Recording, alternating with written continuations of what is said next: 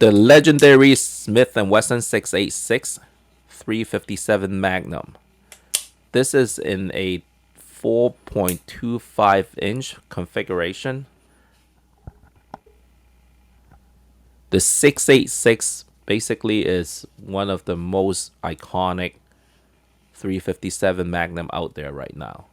Well, some people may say the number one, I guess the king of 357 would be the Colt Python. I don't argue that. I wish I have one, but I just couldn't afford one.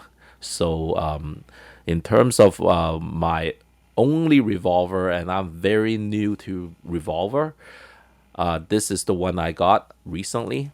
Never really shot. I shot a revolver like years ago. Got this revolver recently. I've always planned on getting one. Because in terms of like growing up as a kid, during my period, like basically a gun is a revolver. Like you see it on television and movies.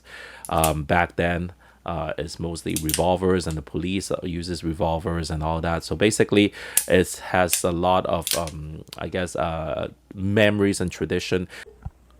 So here is me shooting the Smith & Wesson 686 for the first time. I'm actually, well, probably because I haven't really touched a revolver for many years. I thought because of the weight of the revolver and the caliber, I shot this at with a 38 special. So I thought the recoil would be probably not much at all. But in fact, it does have a little bit of a kick. Not a kick, but it does have that recoil felt that was a little bit more than what I anticipated. But which is great. I mean, like the feel of it is amazing. I think and revolver's trigger, I mean, it's on a league of its own. It's totally different. Like especially at with a single action trigger pull, it's basically there's no slack whatsoever. You just pull the trigger and it just goes for single action. But for revolver, I think it's more like for me personally, I would probably just shoot it double action mostly. Accuracy wise, under my hand first time, obviously I didn't anticipate too much from it, but it's decent result. I think it's the aim. It does. I have to probably have to use a 6 o'clock, a little bit more of a 6 o'clock hold. Just kind of getting used to the gun in terms of where I need to aim it. And also the grip.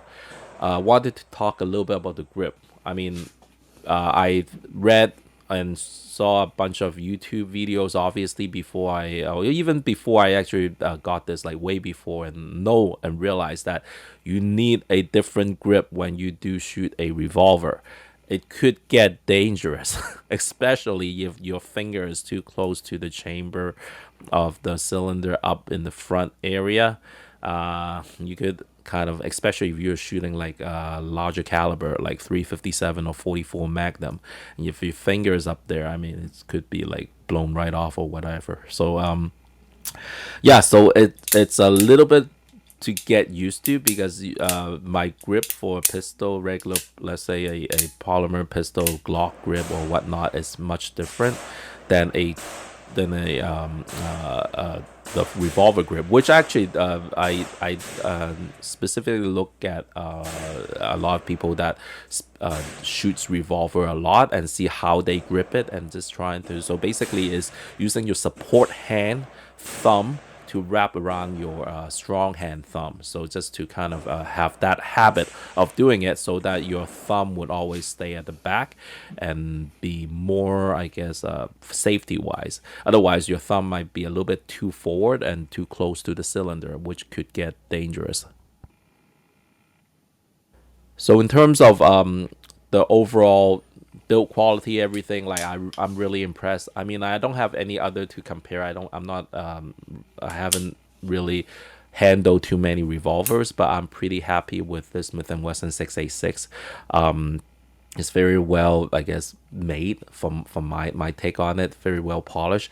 I'm sure the Colt Python have being like over this is about $1,000 in Canada. The Colt is about 2400.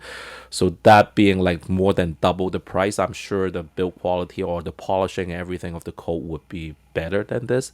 But is it like basically twice as much better? I'm not sure, but I'm already very very happy with this. I've shot it only once. I mean, ammo cost is a lot, especially for 357 and even 38 special. I mean, 38 special is almost just slightly cheaper than 357 up here in Canada. I know in the States, ammo cost is crazy expensive, but and it's actually getting that impact in Canada now because of obviously the shortage and whatnot. But even during regular times, I mean, I think just the fact that there isn't as many people shooting 357 and 38 anymore, the cost of factory ammo up here in Canada for these caliber is very, very expensive.